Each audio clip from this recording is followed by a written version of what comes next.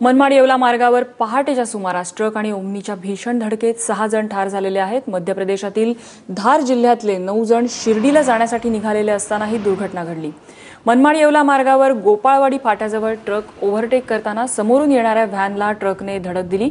यामध्ये 5 जण जागीच ठार झालेत, तर 3 जखमींना येवल्याच्या शासकीय रुग्णालयामध्ये दाखल करण्यात आले आहे। मात्र हॉस्पिटलमध्ये नेतानाच एकाचा मृत्यू झाला। यामध्ये बडवाणी स्पेशल ब्रांचचे पोलीस रवींद्र चौहान यांचा मृत्यू झालेला आहे।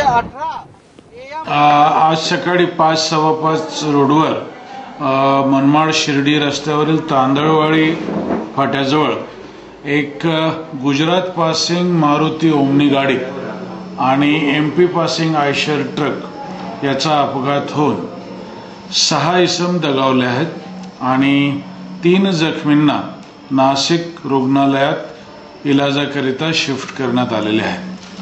हा अपघात बहुतेक आयशर या ट्रकने ओव्हरटेक करताना समोरून येणाऱ्या ओमनीला धडक दिल्यामुळे झालेला आहे।